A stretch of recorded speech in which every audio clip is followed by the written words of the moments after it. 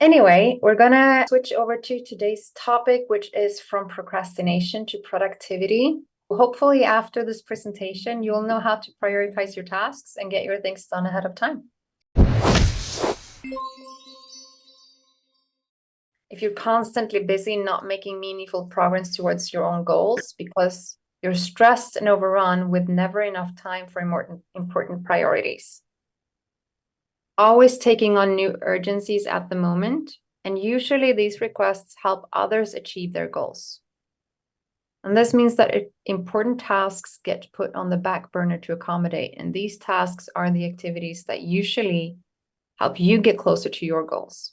A show of hands if anyone finds themselves in this predicament from time to time. Yeah. I've certainly been guilty of this from time to time, and it feels really overwhelming because you don't really know what to do because it's just so much. So what do? The first step would be to get an overview.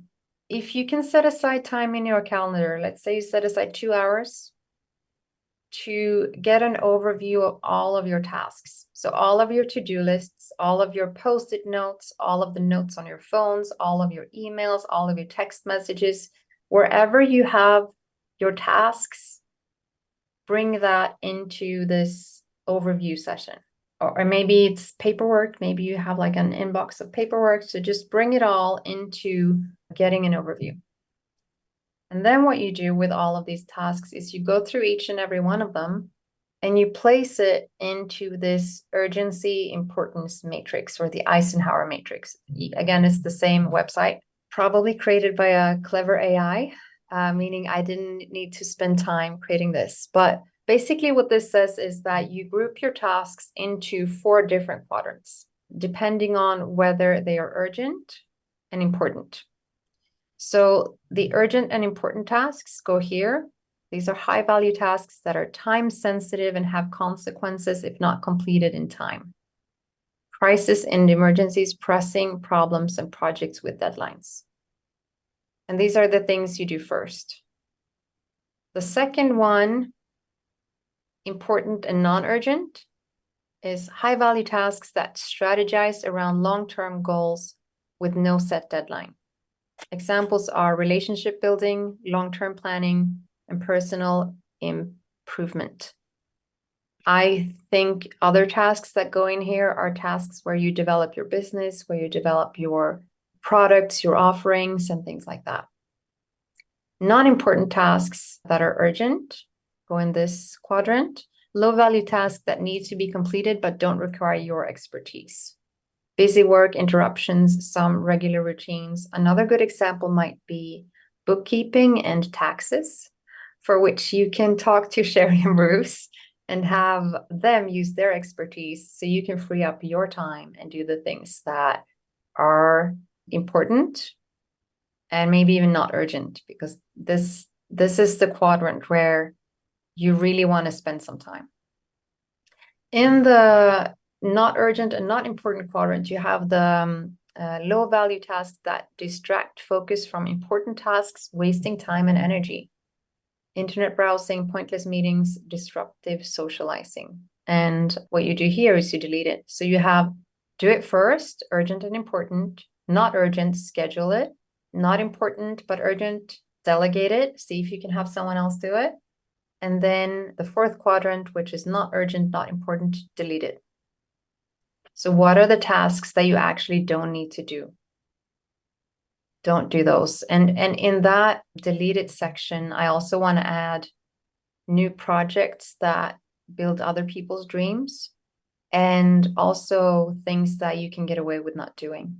Any pressing questions or comments about this before I move on? All right. Miss Grethe, Yeah. this Dorothy. Yes. The overview part of it.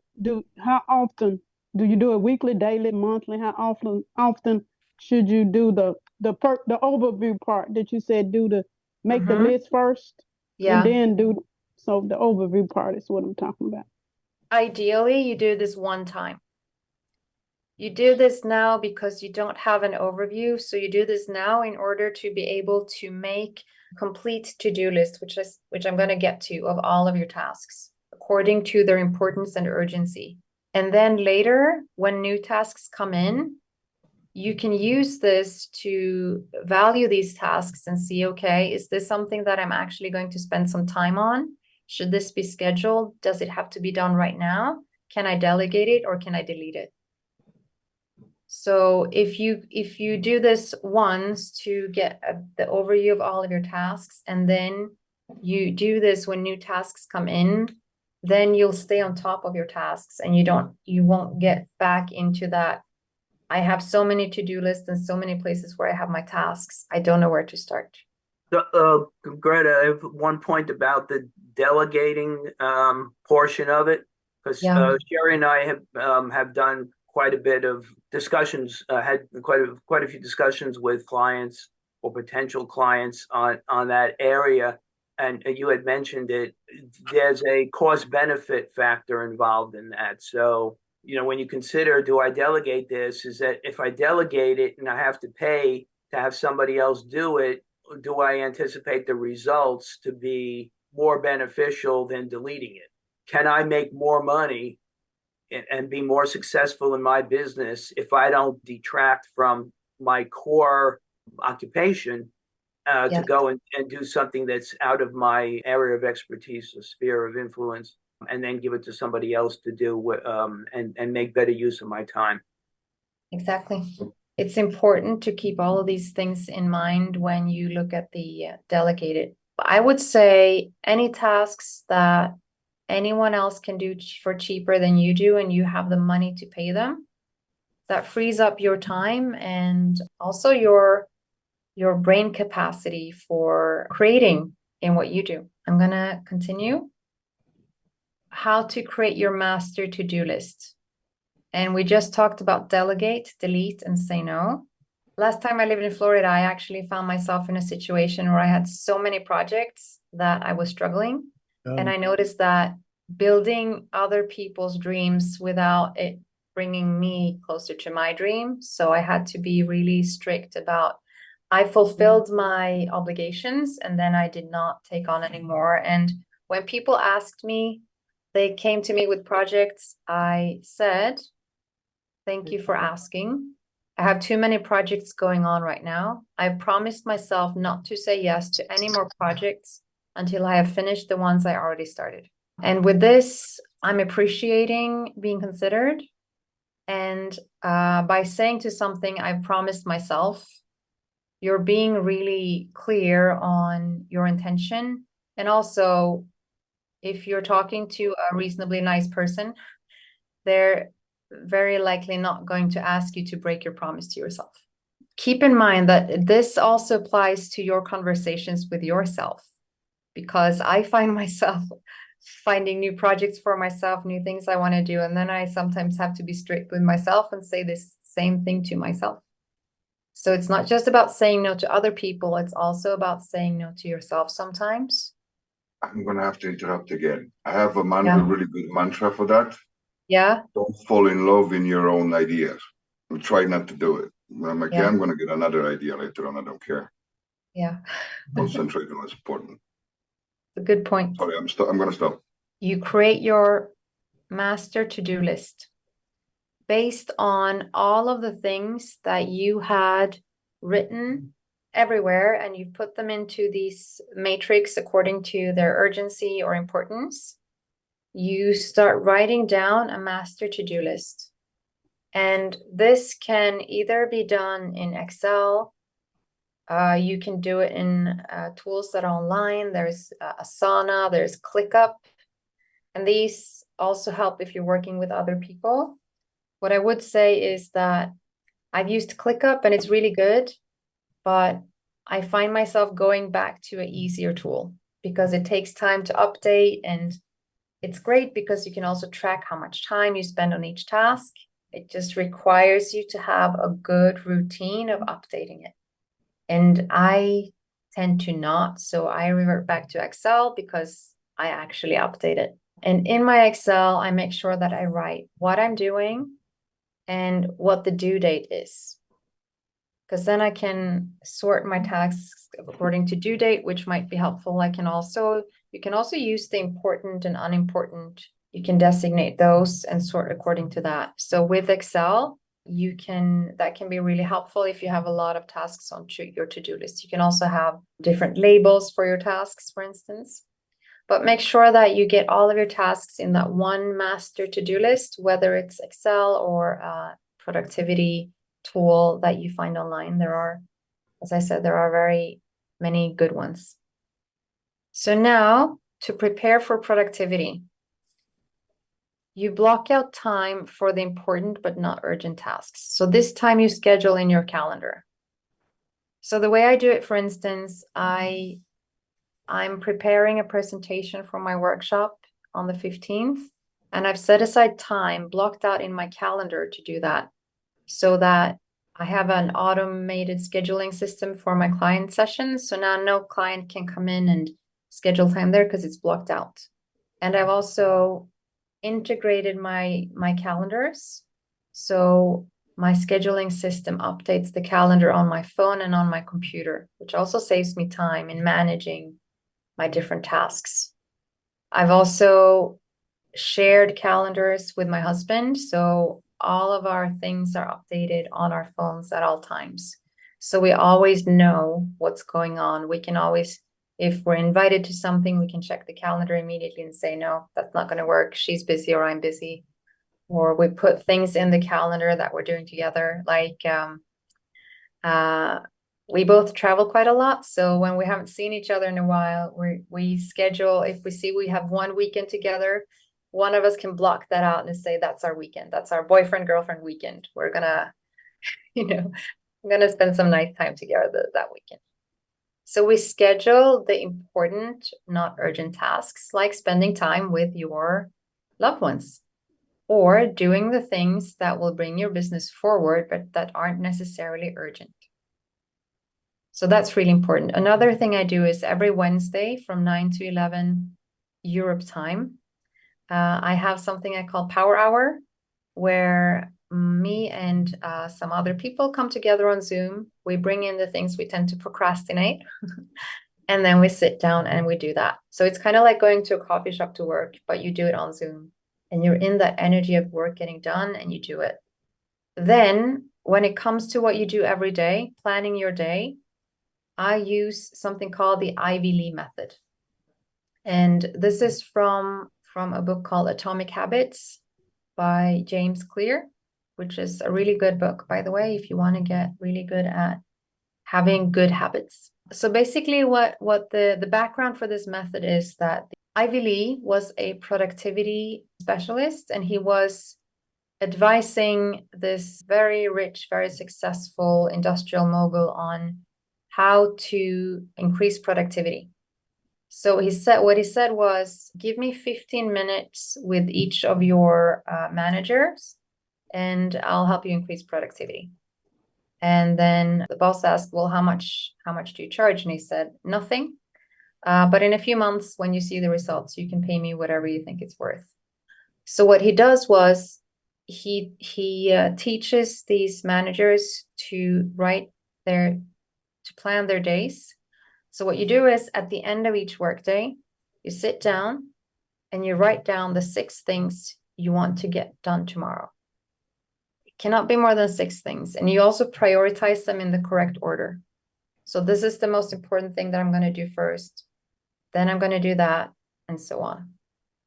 And then when you come to work, you start doing the first thing. And this is a quite old example, which is probably before emails and all of these things that disturb us. So I would even suggest, what if you don't open your email until 10 o'clock? Then you can actually start on your tasks before opening your email. And because your emails usually contain the urgent and important tasks from others that steal your time away from doing the important things. So you get to work, you start working on thing number 1 from your list. You complete that, then you go to number 2, and you continue like that. At the end of the day, you go back to your list. Whatever tasks you didn't complete, you move to the next day's list, and then you add, so you have 6 more things. So this is what they did. And a few months later, their productivity went up a lot. And Mr. Ivy Lee was paid handsomely, like way more than he would have gotten paid if he had charged for the time he spent advising the managers. So I advise you to try it out. I use my, I put my list here on my Remarkable, and then I'll have them and I can cross them out.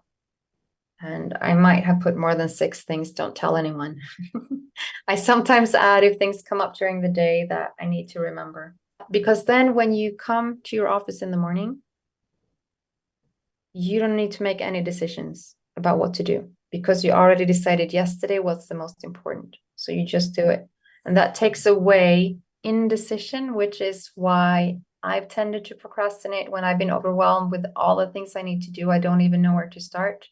When you do it the day before, you get there in the morning and you know exactly. And if you didn't do it in the afternoon, do it immediately when you arrive at work in the morning. That's the Ivy Lee method.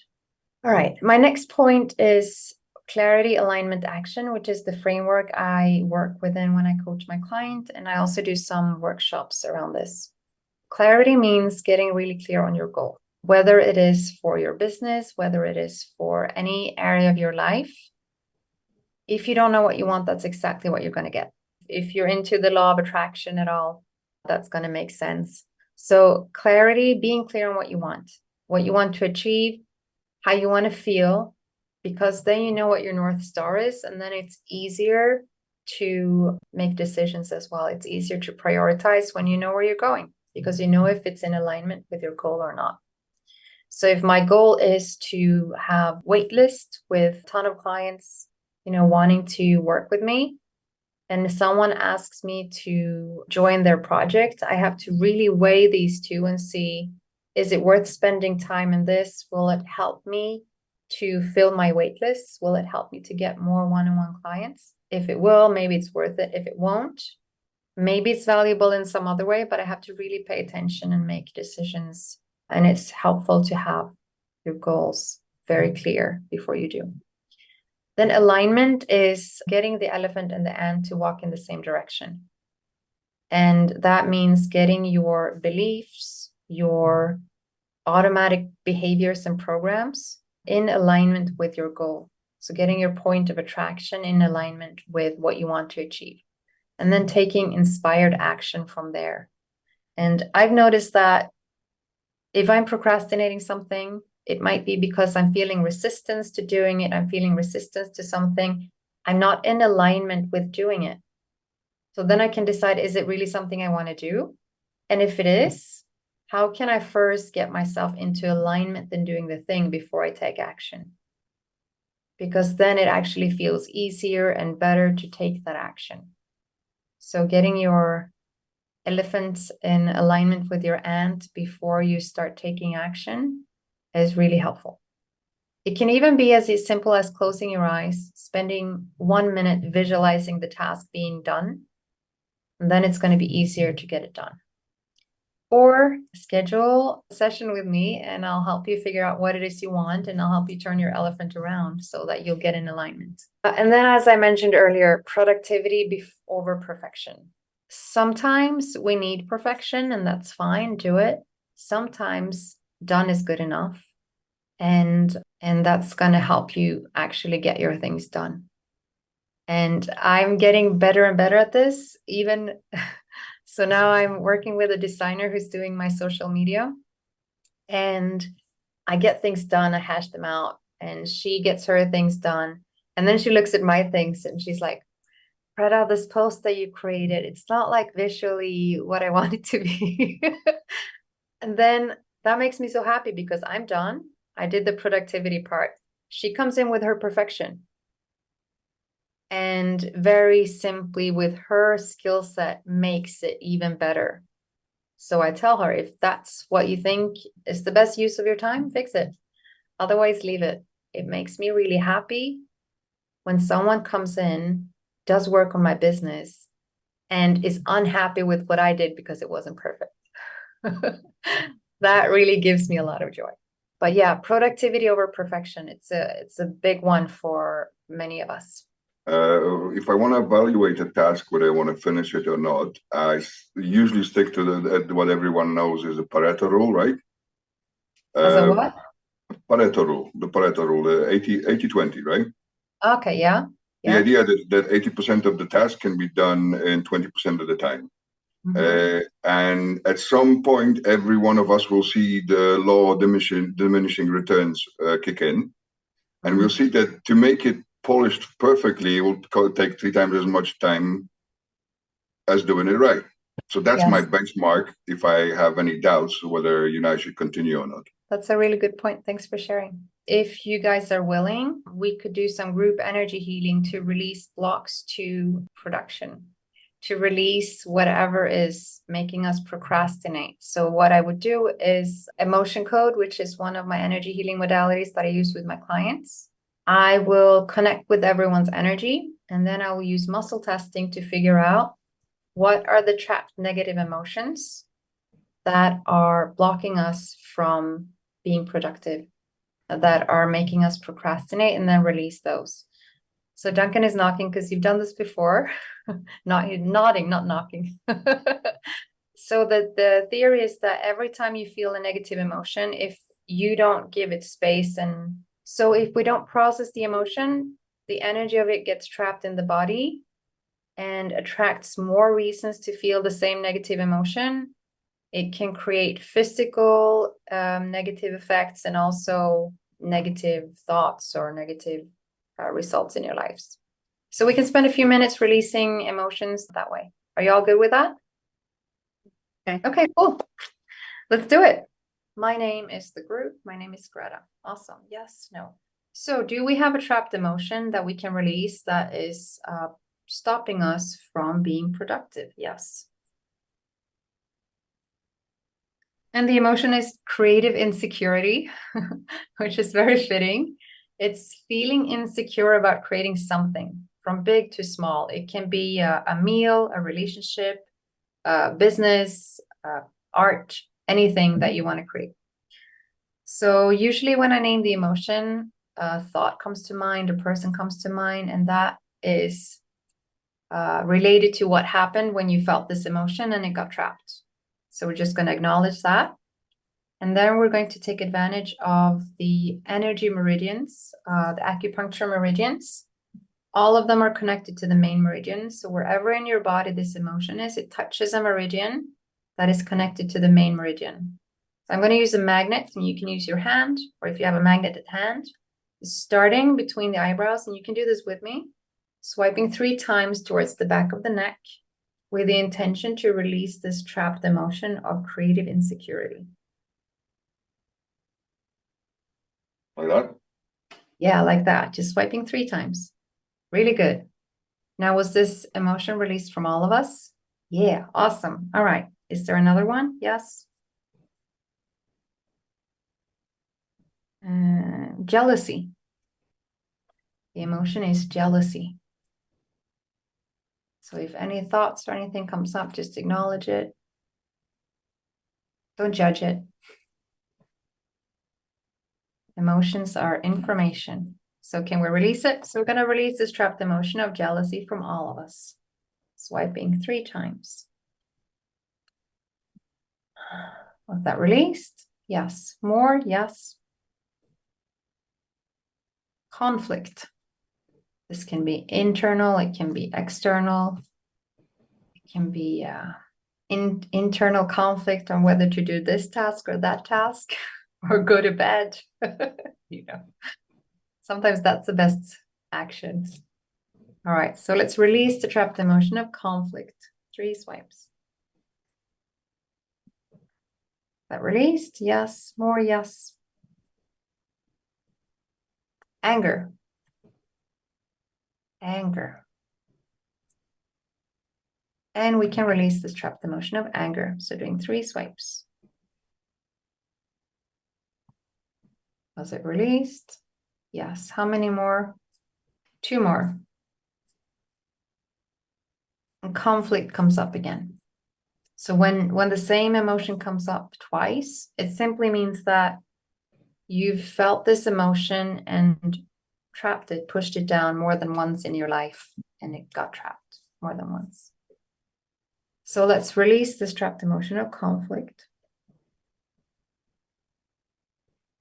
Was it released? Yes. More? Yes. Crying. Crying is a very typical emotion to push down, because let's say you're in a very important meeting and you feel like crying. You're like, I can't do that here. Come on, push that down. So let's release this trapped emotion of crying. Is that released? Yes. In my sessions, when I see someone look like they need to cry, I always encourage them to cry. I tell them, please do not trap any emotions on my watch. Be with it and release it. Yeah. Do you guys have any questions about what we just did, or any comments, or any other feedback at all? No? It All was right. it was interesting, some of the things that came up, Mm, and and I would say interesting to me because of my reactions to some of the things that came up. Some of it was, no, that's not me. And how I know when it was when you said the word, I felt something. yeah. Either a name came to mind, Yeah. or just something. So I can definitely, well, I already know that this is helpful because you and I have done that before. Yeah. Thank you. Duncan, you're muted in case you want to speak. I'm feeling clear and relaxed and focused, and just, yeah, it feels like more spaciousness to take on, well, to look at, oh, what do I want to do? And it's a kind of, yeah, this is the kind of ease and confidence. Nice. Thank you for sharing. I feel like this, some of the things that you covered really need to be explored by people more than just the introduction that you did. So I think if any area has, resonated, it might be a good idea to connect further with you and maybe have some more formal one-on-one sessions to expand on these areas.